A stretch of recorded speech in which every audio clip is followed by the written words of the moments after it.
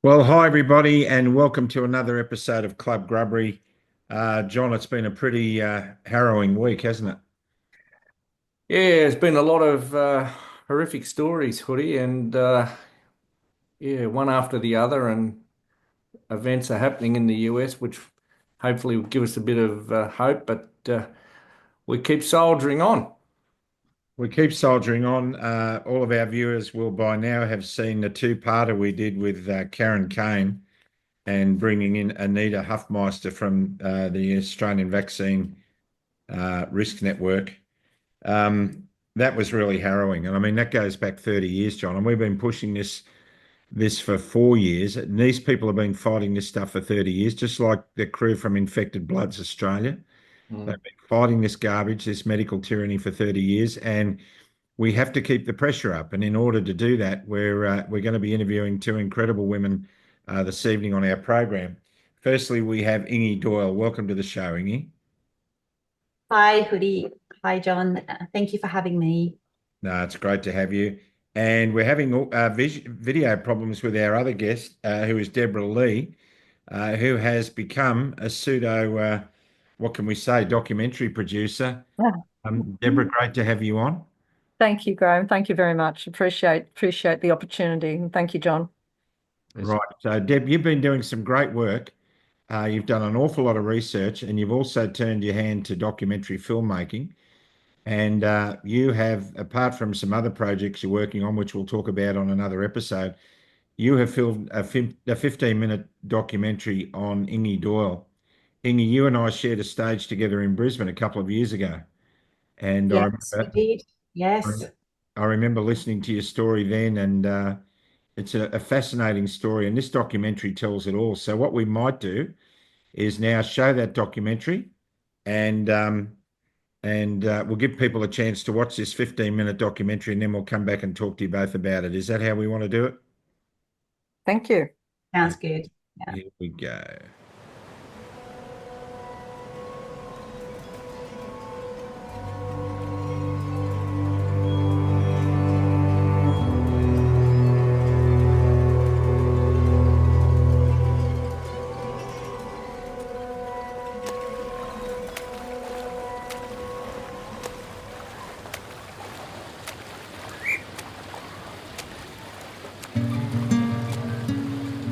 My name is Ingi and I do personal training, and I'm also teach a lot of aqua classes. That's what I love doing, and I've been doing it for quite a few years.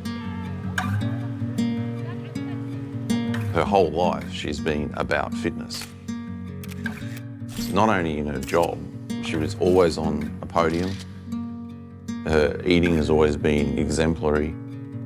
I don't think I've ever had a fully blown flu in my whole entire life. She's addicted to fitness. She's addicted to fitness. To look at her, you go, wow, like, I wish I was as fit as you are. But she's been impacted because World Cups are over. It's within the four walls of the family home where the deadly virus is spreading. Up until everyone is vaccinated, communities are going to be continual put at risk. If you truly love your parents, your sisters, your best friends, please stick to the rules. Yeah, we were doing everything. Our initial response was to lock everything down, make sure our staff was safe, make sure our business was doing what it could do. Yeah, when we were told we had to have the vaccine to basically get things to get back to normal, we thought we were doing the right thing.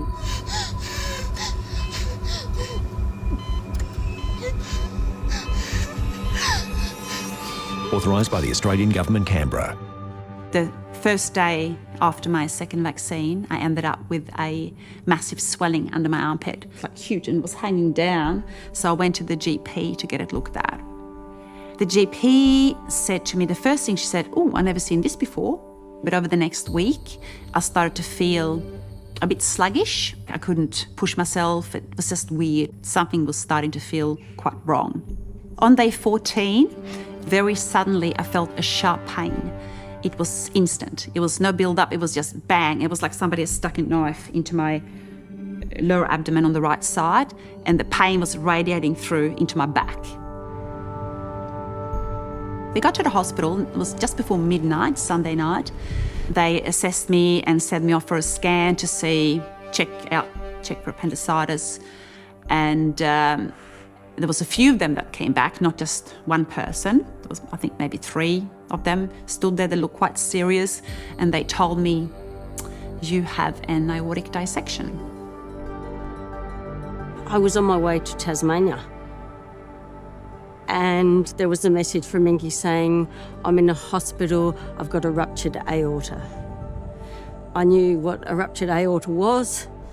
I figured that she was still alive, but I didn't know in what state, because I just got that one message and I couldn't do anything.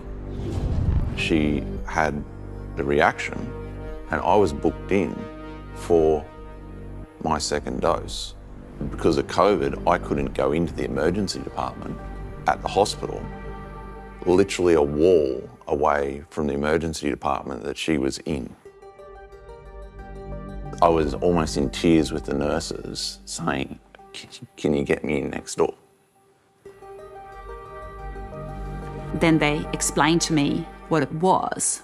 And in my case, it was a tear from underneath the renal arteries, inside the aorta, all the way down to the iliac branches. And she just said, "I've ruptured my aorta. I'm in here in the hospital by myself. They won't let Scott in. I don't know what to do." And from my past working life, I knew exactly what the outcome could be. So my thoughts were that that by the time I get back to Tasmania, from Tasmania, I'll be going to a funeral. Ingi was in hospital, as I said. We didn't know why. She didn't fit into the category of the old women that didn't do exercise. She didn't smoke. She didn't have high cholesterol. You know, she's never been overweight. You know, it was clear that a person of her age and fitness should not have been in their department. So I went home, and I remember sitting upstairs thinking, I can't get used to this. This is not me. They said to me, surgery is really, really risky. Like, it's not a good option. So we will treat you with medication, basically suppressing blood pressure, suppressing heart rate. I try to stay positive, and I'm thinking, you know what?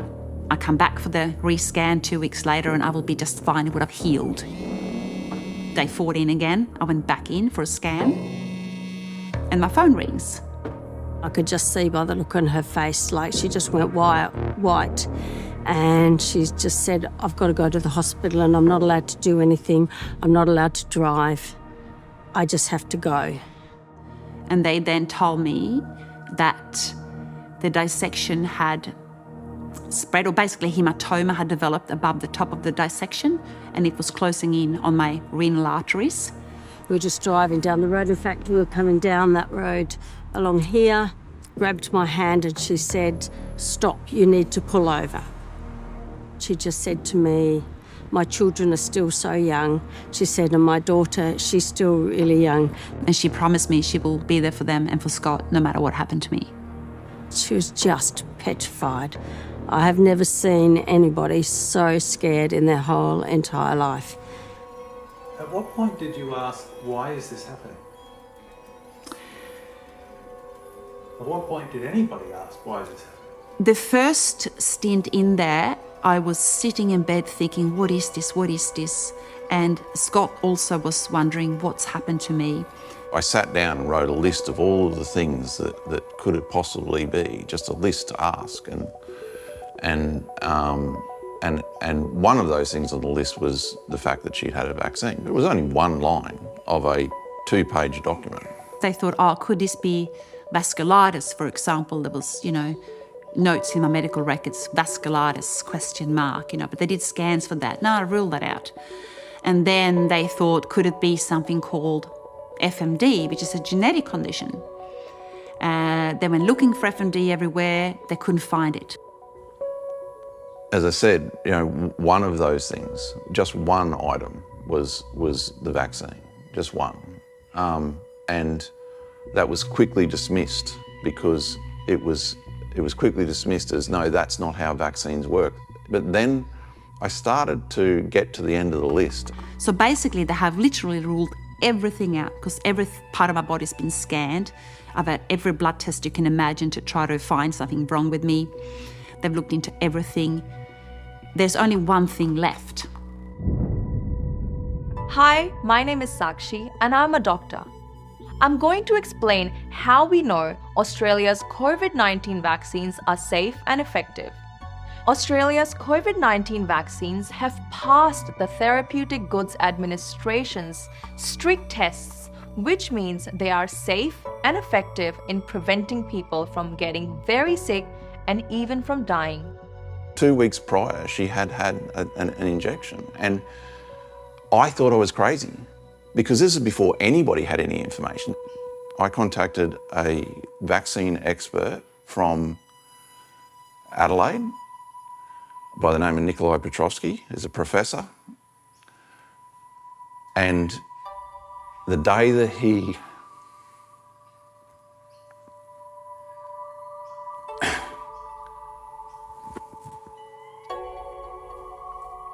sorry. That's all right. Take your time. The next day he got back to me and he explained the physical process that had occurred inside her.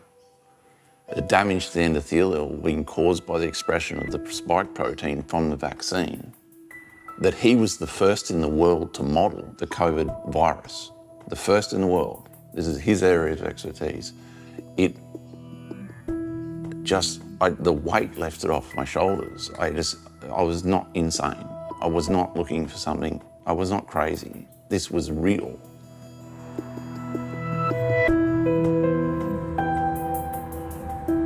Well, in the last couple of years, essentially the health authorities set about silencing anyone who questioned in any way the narrative that they were trying to tell. Of course, unfortunately, none of those things are actually true. That was the fundamental problem that people like myself and many other experts in the area, I mean, what were we to do? You know, for the first time they set out systematically taking down and silencing, discrediting, you know, debarring, you know, deregistering, removing academic titles of anyone who questioned the narrative. He said a possible explanation would be that the liposomes transfect the aorta and get expressed in the endothelium, triggering an inflammatory T cell response. That then triggers a rupture and a dissection. If there was tissue preserved, then the first step would be to analyse this for spike protein expression. I agree that this should be properly investigated and treated as a serious vaccine adverse reaction until proven otherwise. Has it been reported to the TGA? Short and sweet. You know, I finally had a chance to show this to the surgeon after a surgery.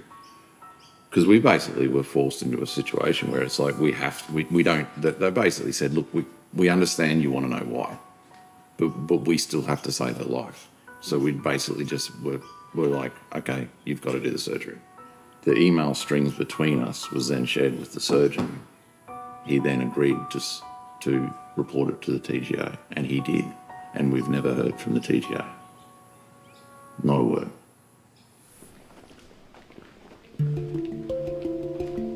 So as a doctor, we have a responsibility to recognise that if people say they've been harmed by something, to take that seriously, very seriously.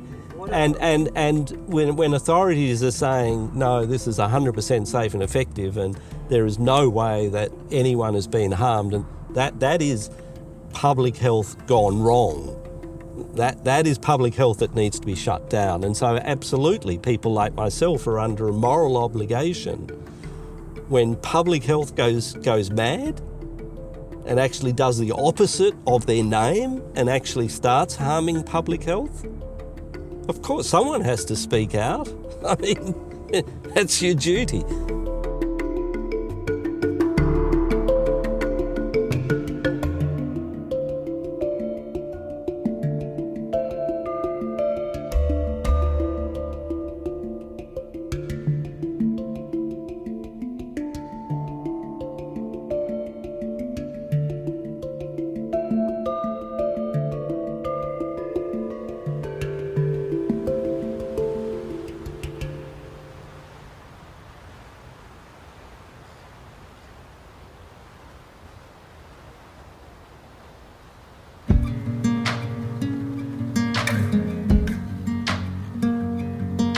Injuries are everywhere. Like every week I meet people, talk to people through my job, and there's always another story coming up, always another story about somebody they know, a family member. And I'm surprised that so many people still have their head in the sand and don't. Maybe they don't want to know, because if they do know, they have to react and do something about it. I can't imagine what people go through who has not had the support I've had. I just don't know how they could do it. Where would they be? I do not know. As Australians, we are supposed to be down to earth, friendly. That's one of the things I noticed when I came here. You walk around on the streets, people acknowledge you. They say good morning, whatever. And that's the nature of Australians, which means you like to reach out to each other and help. And kind of check on people, even if you don't know them. You have a natural instinct to do so. So I think we all need to open our hearts and look out for each other, because if you don't have the support and you're going through this, you won't survive.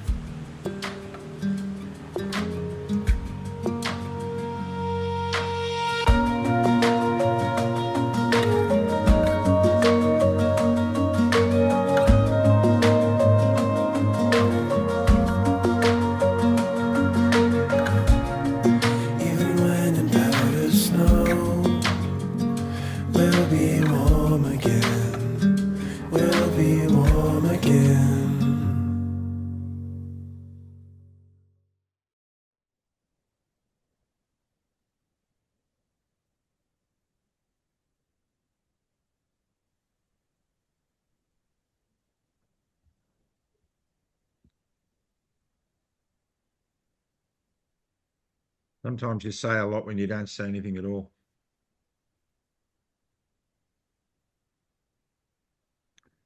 John, we have done probably over 500 interviews. We have interviewed the top people in the world who have a different narrative to that of our government. And we interviewed Dr. David Martin less than 10 days ago, and we posed to him, is our government trying to kill us? And his categoric answer was yes. We've done enough of these interviews now to say to the people of Australia, if you're not waking up, you're in denial, and that means you don't even know you're lying. We're also told, we've been told, John, by experts in the field, Professor Dalgleish and many others like him, that probably only 1% of vaccine injuries are being reported. Yeah. 1%. We have come to the realisation after 4 years of doing this and seeing stories like this over and over again, and we are two rational men.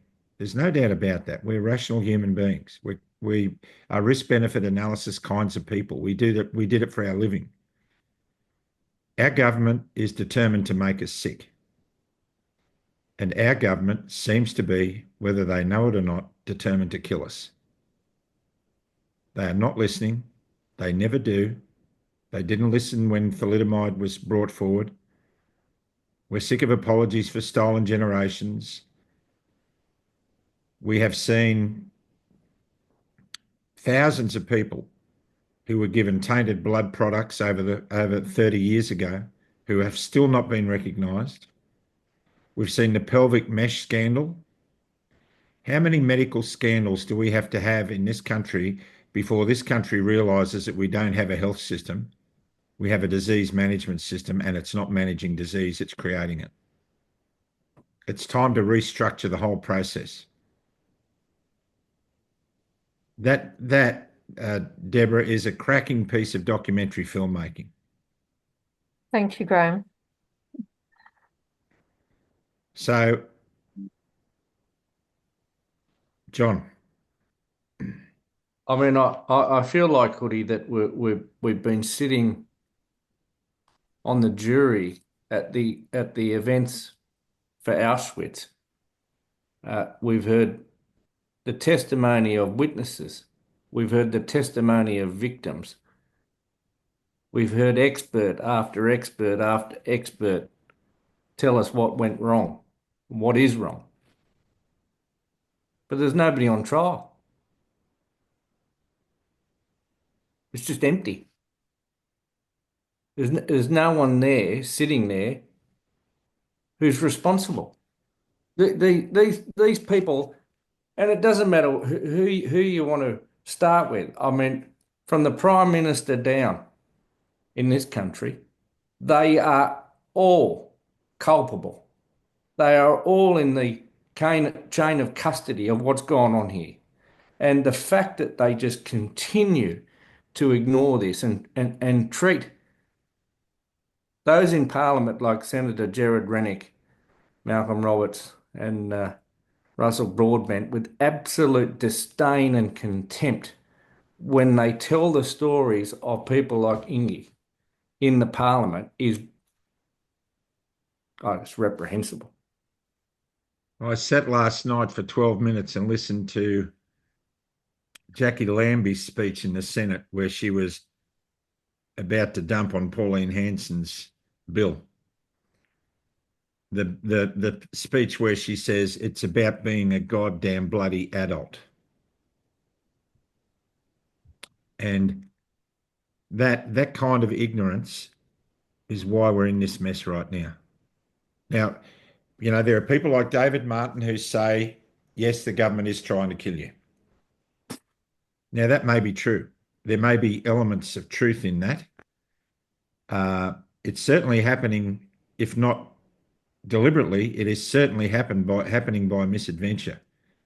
If the government was a person, if the Australian government was a person, it could be charged at the very least with manslaughter. And I can tell you, and I know I'm speaking for you, John, we are getting sick and bloody tired of the emptiness that comes back when we do programs like this. Ingi, that aortic dissection, I mean, that's up there with massive brain trauma. It doesn't get much more life-threatening than that, does it? No, it was a crazy, crazy time, and that all happened back in 21. Like, for example, I had this massive surgery when they had to cut me completely open and take the damaged piece of aorta out. And the aorta sits right next to your spine. So they basically cut through your abdomen and go right back, and everything has to be moved and being cut through to get there. And through the process, I mean, one of the biggest risks they told me was bleeding out. And through that first surgery, they nearly lost me because I lost all my blood, like as much as the body holds. And obviously they replaced it, but everything, I bled so much, they lost the lot. But they managed to keep me alive. But I guess the trauma from that was they have to clamp the aorta off, and all the organs that are below where they're clamping has no blood. And that was for this surgery took 12 hours. So that was quite a few hours. So hence I had all these massive complications that I should never have had. And one of the complications is a big lung clot that I still have that blocks off one lobe of my lung. I had permanent damage to my kidneys. One of my kidneys took a really big hit from the lack of blood. I had, joint issues, pains, chest pain, the list, the autoimmune disease, all of that came from the backs as well, which I've never had anything before. It was just ongoing. And the recovery from that was horrendous. I had weeks in hospital and I was so ill and so weak for so long. So I was quite amazed that, you know, a year later, I even though I got those issues still that I will have for life, that I have kind of come back to some sort of normal life. I mean, I did get back to working, nowhere near as much as I could do before.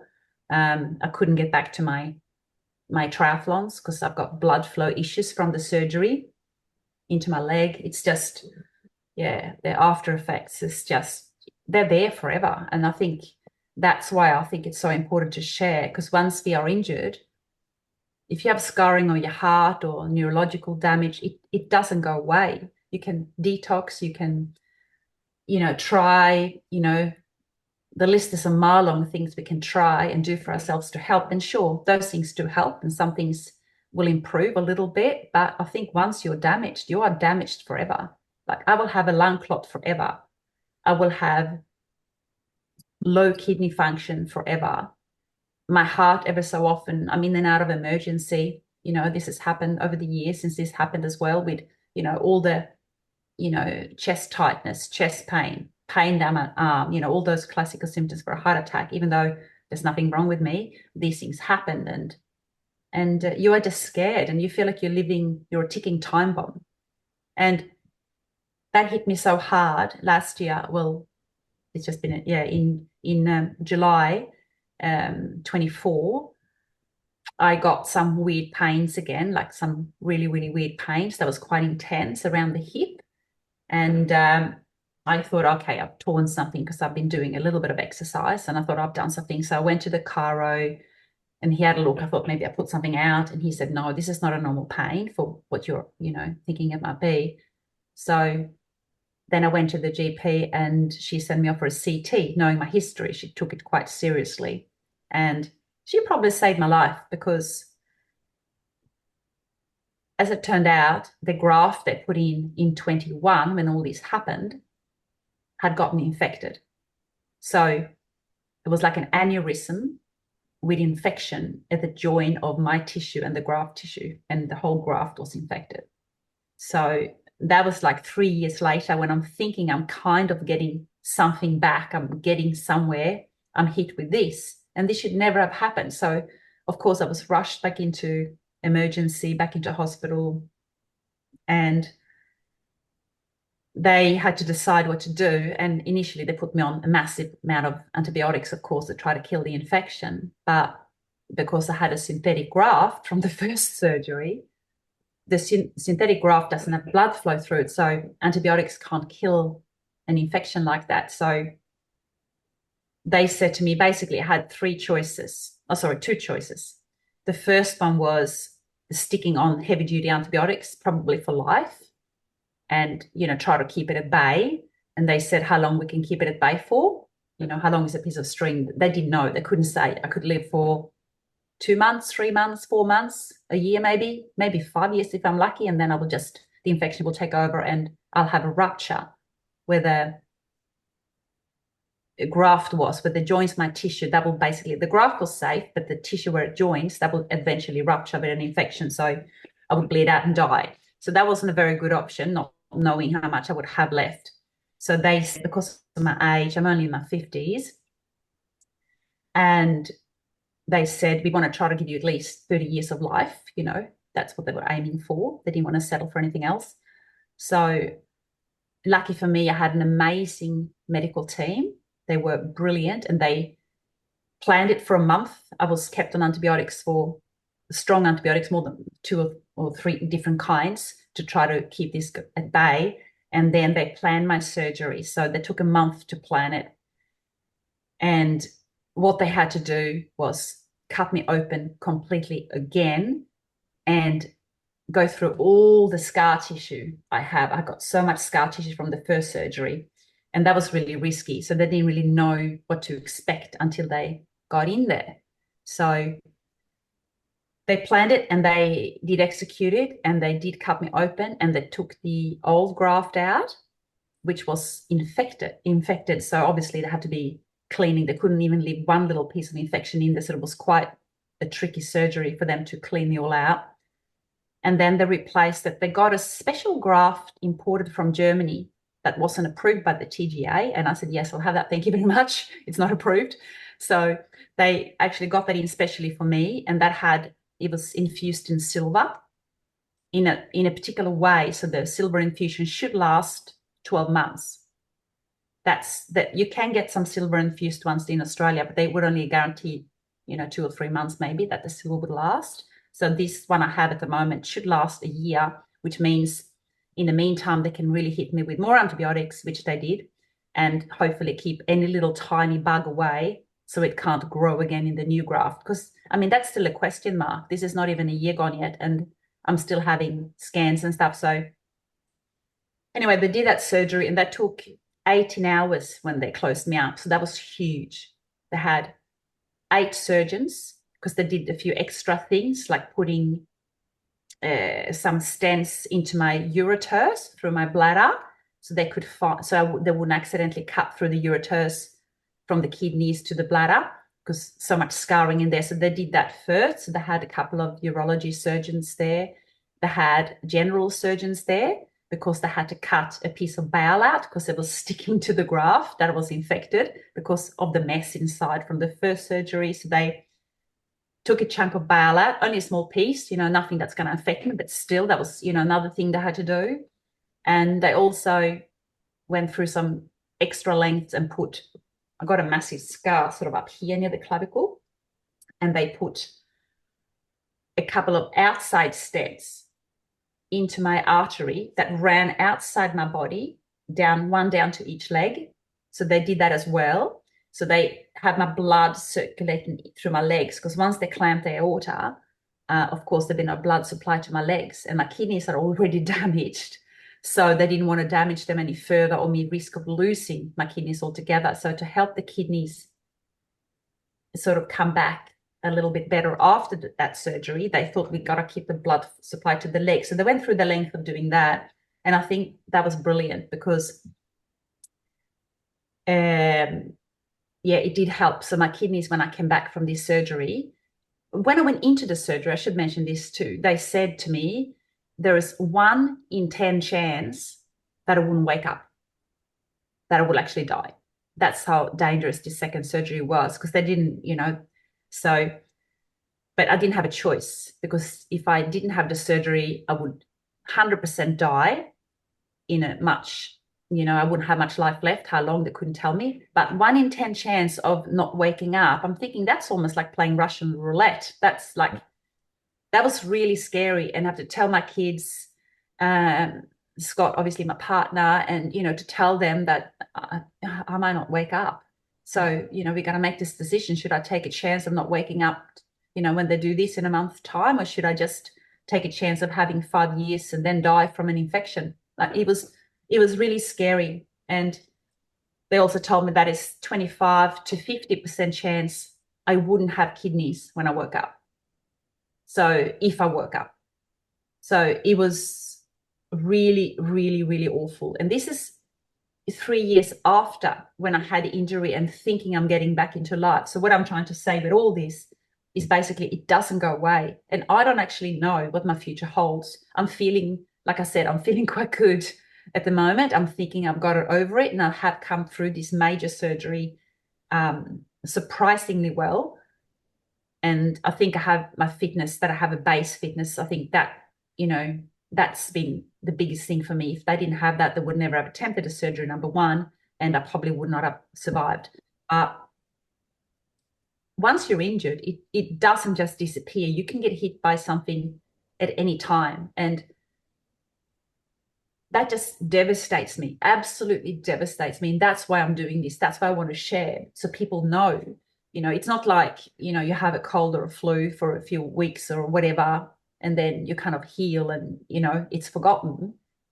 People see me and think, you look quite well. You're looking really good now. You're doing your thing. You're working. You must be fine. And people forget that. Yeah. Ingi, I need to ask you some questions about TGA and their response or lack of it. Yeah. Nikolai Petrovsky suggested that pathology be conducted on tissue that was removed to find spike protein. Was that done? No, not yet. I have tried privately to find somebody that can possibly test it for me, and I haven't had any success. Nikolai he offered to test for me. He was amazing when that all happened. We sent some tissue to him, and then he got kicked out of his lab, so he couldn't do it, which is how convenient. How convenient. Now, the TGA, and let's remind everyone, John, the Therapeutic Goods Administration in Australia is the most heavily funded organisation of that kind in the world by Big Pharma. 95% of its funding comes from people like Bayer, Pfizer, Moderna. And their performance, John, in the last 4 years has been abysmal. It's been criminal. Now, you reported this injury. Your surgeons reported the injury? He did. He did it back in 21, November 21, it was reported. Yep. And they have shown zero interest. Absolutely zero interest, nothing. And my report disappeared recently.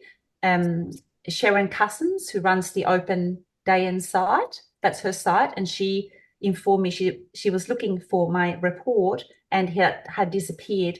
And I started to tell people and share that, and then it somehow appeared again. So it was gone, missing. I searched for it, it wasn't there. So I don't know what happened there, but it has come back now. But yeah, it's bizarre. Nothing, not a word, nothing.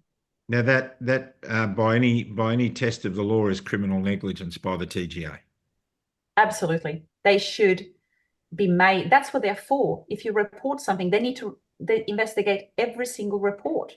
They have to. That's their job. They telling us this is safe and effective, and they are happy to push this onto all of us. And then they do nothing. They turn their back and pretend it didn't happen. Johnny. I don't know what you say. Look, the TGA are just grubby mongrels. They I tell you what I'd love to say, but I can't say it here. It's just unbelievable hearing this story and the fact that they've just been so criminally negligent. I mean, how else can you put it? I mean, it's an absolute disgrace. But Deborah, it must make you absolutely fume, mustn't it? That you're having to do the work of organisations like 60 Minutes. I mean, here these mud runners are at 60 Minutes. You're an absolute shocker. How anyone watches your bloody program, I do not know. You ran a story there last week about a couple of kids that died of methanol poisoning. Now, fair enough, tragic, and my prayers and condolences go out to the family of those two girls that were involved in that. But here, these grubs at the TGA, these pigs, I don't know what else you call them, are killing thousands and thousands and maiming Australians, and nobody in the mainstream media, other than a few like Chris Smith and a few others, give a toss. And can I just comment on that, John? Because you're 100% right. Why I'm a retired accountant. I'm supposed to be retired. I'm not a filmmaker. I had to find my own funds, my own time, my own energy to, and I hired a professional film crew because obviously I needed to get this out to that same level of quality of a 60-minute film for people to sort of pay attention. You know what I mean? I needed them to pay attention that this is really serious and this is not rare. These illnesses and diseases and terrible things that are happening and deaths, they're not rare. And that's why I'm passionate about putting in whatever I can, time, effort, money, whatever I can to help get this message out there. Because as Ingi says in her documentary, she's had a lot of support to get through this, but there's a lot of people out there that don't have that support. And in fact, in many cases, they're actually being criticised by people for daring to suggest that this may have been caused by an experimental injection that the entire population was coerced to take by government leaders. It's just unbelievable to me, and I cannot sit back as a third-generation Australian who loves my country and who loves my fellow Australians. I cannot sit back and watch this happen without speaking out in whatever way I can to try to help people understand what's really going on out there around them. I think, as you said earlier, Graham, how anyone could not be seeing this at this point is beyond me. But there are a lot of people that still aren't seeing it. And that was really my motivation for doing this particular film and creating more, hopefully, in the future, and others that I've already done, because I just feel that we need to find a way to help everyone understand what's truly going on, not just those that have been doing the research over the last 4 years, but everyone needs to know this. Everyone needs to hear Ingi's story and all the other stories like Ingi. That's my personal sort of motivation. I want to say once again, for those who may have missed at the beginning, your face isn't being seen at the moment because we're having issues with your camera. But we're really great to have your voice on, and we're really grateful to you, Deb, for stepping out of your retirement as an accountant and making documentaries like this, because I reiterate, that was a cracking bit of documentary filmmaking. That really got to me. Thank you, Graham. I'm appearing a week from today. I'll be getting home from Sydney, where I will have been on the SBS Insight program talking about My Body, My Choice. I will be sending that documentary to the producer of that program to get them to look at it before I go on. And I'm pretty sure that they will. So thank you, Graham. That would be great. Again, we reiterate in this that John and I have been for the last 4 years striving to crack through the echo chamber into the mainstream. That's why there are some issues we don't touch, and we're trying to be disciplined and diligent in the way we present things. And also we try not to be too overly sensational. But John David Martin told us, not on recording, off camera, that he and many other people studying this material are convinced that the death toll from the vaccines for COVID will be in excess of 2 billion people. Yep, and that's been reiterated to us by numerous experts, hasn't it, Hoodie? Off camera. I mean, certainly a number of our expert people that we've interviewed have given numbers that are still frightening, but this is next level stuff. I mean, I think of that. I think of Michael Lunick, and I think of that cartoon that he drew with the tank, and the turret was replaced with a syringe. Yeah. I mean, that just about sums all this up. Best bit of cartoon he ever did, and he did it just before he died. Look, Graham, could I make one more comment, if that's okay?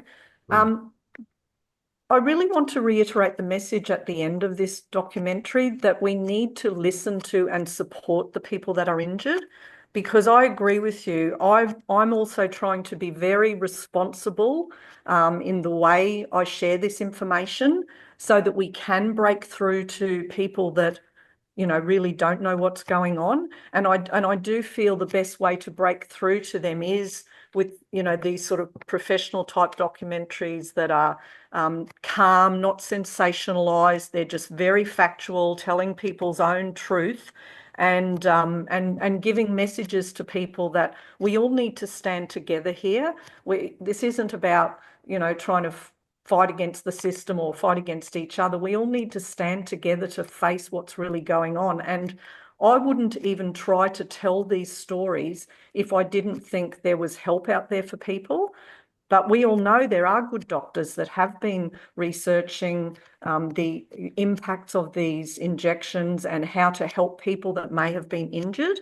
And if we could allow those good doctors to speak openly without censorship and share what they know, I personally feel a lot more people could be helped so that those horrific projected, death numbers will never happen. I feel that there is real hope here, but it does rest, in my opinion, on people being brave enough to face the truth together en masse, not just those of us who have been watching this unfold for the last 4 years. We all need to face this together, all Australians, all people of the world. That's just my personal view I'd wanted to share. Thank you. And you've got 100% support in that view from us for sure. Look, there are people out there at the moment who are mocking vaccine injured. Yes. There are several groups on social media who are calling the Forest of the Fallen memorials the Forest of the Fake Dead. You need to sit and take stock. You're entitled to your opinions, but I want you to imagine just what if, in a year or two, you realise that they weren't the Forest of the Fake Dead. They weren't fake dead. And what if some of those projected 2 billion deaths, according to the experts that we've been talking to, and it could be attributed to the vaccine, what if some of those are your family members or even worse, you? Mm-hmm. Now, we get criticised. John's got a medical background. I get criticised because you're a pilot. You're not a doctor. What do you know? That's exactly right. That's exactly right. That is so true. But this is why I am doing what I'm doing without a medical background. I believe that someone is tampering with my immune system and my DNA, and I believe I should have the right to know if that's happening or not. And so do you. Whether you think we're idiots or conspiracy theorists or not, so do you have that right. We are fighting for your right to find out, because there is an increasing possibility that we are right, because the evidence, John, is supporting it more and more again. And evidence projected by the TGA, ARPA and other organisations who are aiding and abetting the government in making the Australian population ill and killing them. They're accessories to the fact. And they will be held to account for that. It's inevitable. It's not we're going to hold trials and we're going to hang people. It's inevitable that this will come up. You cannot hide from the truth any longer. And the message from me, I hope I get a chance to say it on the SBS Insight program, will be just that. No, I'm not a doctor, but there is sufficient evidence for me to consider that someone is fiddling around with my DNA and my immune system. And I believe all Australians have the right to know that, and we deserve a government that represents the people in order to make sure this never happens again. Well, I'll tell you the other thing too, Hoodie. I mean, all these organisations, whether they be a hospital, a doctor's surgery, have got some level of governance. Ambulance service, for instance, they've got their own professional integrity units. They've got their own checks and balances. We've got how many jurisdictions when it comes to governance? There's ARPA, the TGA, numerous. There's safe work in virtually every state. There's the Australian Crime Commission. There's the state police in every province. We've got governments that are responsible for health at a local government level. Nobody, not one unit, not one establishment has taken anything seriously ever and investigated. But here we go. We just keep going down this same old road again. And, you know, the best thing that these grubby politicians could do is cancel the first 15 minutes of question time and play this documentary to Australia and play it to the rest of the politicians. That's what they should be doing. They won't, but that should be the first thing they do. Well, we'll be getting this program to Russell Broadbent again with the others that we're sending. And we remember Kiana Probert and her 2 children stripped away from her, put in the custody of 2 African men who are carers for the Department of Child Protection in Cairns, because she wanted a second opinion on the leukemia diagnosis of her eldest son, 8 years old. Red flagged by an overzealous oncologist, who said that if she wanted a second opinion, that was a red flag and she was going to report her to docs and have her children taken off her. There's more being introduced on that. I've been given some information today of some people she can contact within child protection who are empathetic to her cause. So we just want that out there too. I am talking to colleagues who are desperately ill, from ex-colleagues at Qantas. And John, we have recorded some video of pilots giving testimony about the way they were treated by Qantas to be released posthumously after their death, because they're still trying to get some compensation. Well, and not only that, Hoodie, we've still got a pilot who's about to come up before the federal court that was sacked by the Spirit of Australia, those grubs down there at Qantas, Yep. for not having the vaccine whilst he was on sick leave being treated for cancer. What a mongrel act. Yep. Mongrel act. Now, Ingi, I have to say, watching Scott's testimony on that video nearly brought me to tears because I put myself in his shoes. He obviously adores you. To be separated by the bureaucracy when you were effectively dying on the other side of the wall. I mean, there again, that highlights another issue. And when we saw the footage of those premiers saying what they were saying, John, I don't know about you, I was so angry, I couldn't believe it. I was so how is Scott now? No, he's okay, but he's angry, like you. He's angry, but it should never have happened. Like, I mean, I was desperate, and he was desperate on the other side of the wall, and I was in so much pain and half delirious with the tablets. So, you know, all I can do was try to talk to him on the phone, and you know, I couldn't explain. He wanted to be there for me so much, and he wanted to support me. And because when you're in there yourself, you don't take things in because you are so unwell. Like, you are so unwell, literally, like you say, dying. So you need somebody else to be there and, you know, take information on board and, you know, hold your hand and be there for you. But I was so scared, and he was devastated. He was devastated. He didn't sleep. He did not sleep till he could come in and see me. Finally, he got an exemption. It was over a week later. He finally got in to see me. And that's only because the nurses gave him an exemption, you know, to go in and see me. That's, I mean, the stuff that was going on, you couldn't even dream this up. It is so bad. And I mean, I'm just one person. This is, you know, people have not been able to see their loved ones die and say farewell and, you know, cross the borders and all the stuff that went on. I can't believe it got so far with it. It was, yeah. I couldn't visit my stepmother before she died because I wasn't vaccinated, which is ludicrous because she was vaccinated and everybody in the nursing home was vaccinated. So if the vaccine is so good, this inoculant, why do they need protection from people who aren't vaccinated? Because isn't it safe and effective? Yeah, it was. All of this stuff is insane. And yet people are still criticising anti-vaxxers. Yeah. Yeah. Anyway, and the conversations that must have taken place with your children, the difficult conversations and questions that had to be answered by Scott in your absence. Yeah. I'd love to interview him. I'd love to get him on to get a different perspective as well. Yeah, I can arrange that. We can arrange that. Because I think we need to tell the other side of the story too. I nearly lost Michelle just before we got married. She had massive subdural hematomas that weren't diagnosed for nearly a year, and it almost killed her. And the doctor told me to prepare for the worst, that she was going to die before we got married. And I spent every waking moment in that hospital with her for nearly a month. I wouldn't leave. They said, "You can't stay here." I said, "Well, I'm staying." And they made a bed for me on the floor and all that sort of stuff. And I've got to say, the staff were fantastic. They were incredible. And the people that looked after you, the surgical teams, what an effort. What incredible people. You know, and I'll be in the States in March, and I'll be speaking on stage with Dr. Ben Carson, you know, one of the greatest neurosurgeons in the world, with Peter McCullough. And, you know, the 20, I think it was 23-hour operation he had to do, the first successful co-joined Siamese twins at the head, where he kept them both alive and they're now functioning as normal adults.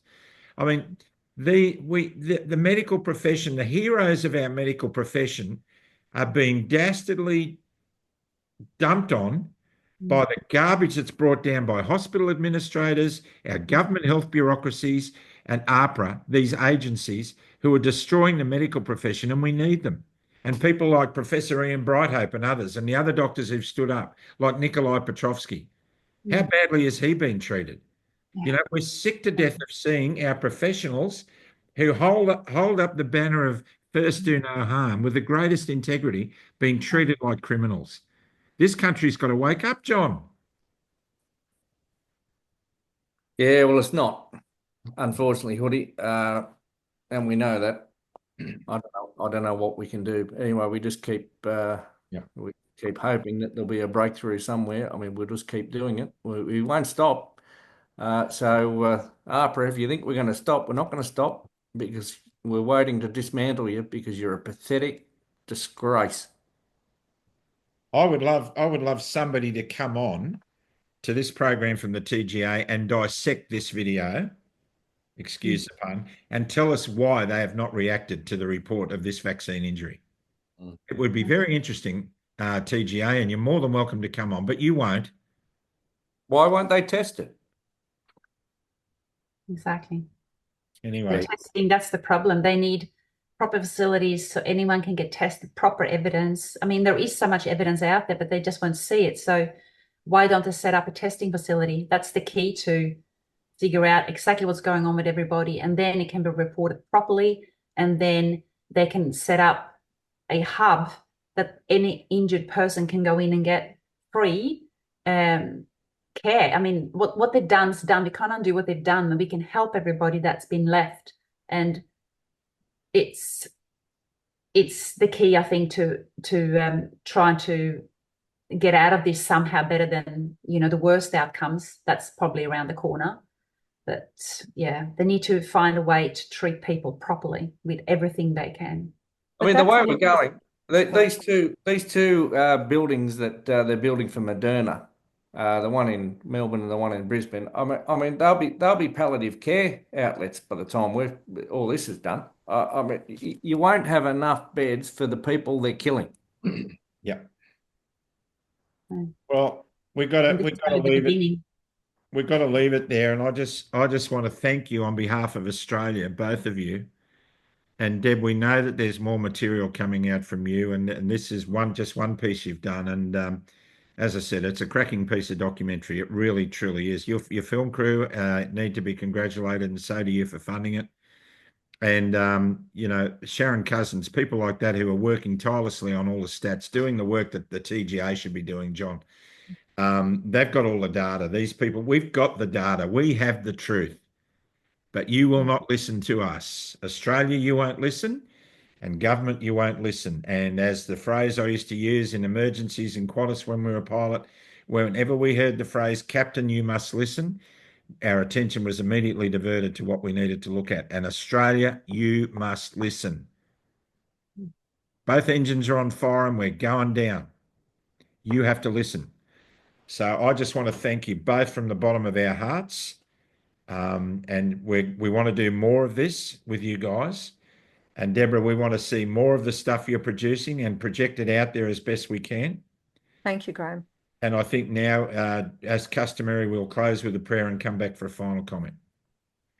Dear Lord Father in heaven, we thank you for courage, wisdom, grace, and mercy. We thank you, Lord, that we're able to project the data that we're getting and the testimonies from credible people to a public which is desperate to need to know, but sadly is not waking up. So, Lord, I just pray that truth will keep perpetrating its way into our society and penetrating the wall. And Lord, we pray, John and I pray for diligence and discipline to keep this message sharp and keep delivering it where the blows need to be delivered. Lord, have mercy on the souls of those people who are perpetrating this outrage on the Australian population. And please cover people like Deborah and Ingi and their families with your grace and your forgiveness and your mercy and your protection. And for goodness sake, Father, for your sake and for ours, we just pray for more and more truth to come forward and the courage to deliver it in Jesus' name. Amen. Johnny, you've often been heard to say, you just couldn't make this stuff up. It's a stuff up, all right. Thank you both for appearing. Ladies and gentlemen watching this program, you make Australia great. God bless you. It doesn't help if you don't share. Please share it. What you did yesterday got us to today. And just remember, if you love somebody and you haven't told them, for goodness sake, call them. It's that important. Because the numbers we've been talking about tonight, it's even doubly more important. God bless you all, and we'll see you next time on Club Grubbery. Bye for now. Thank you.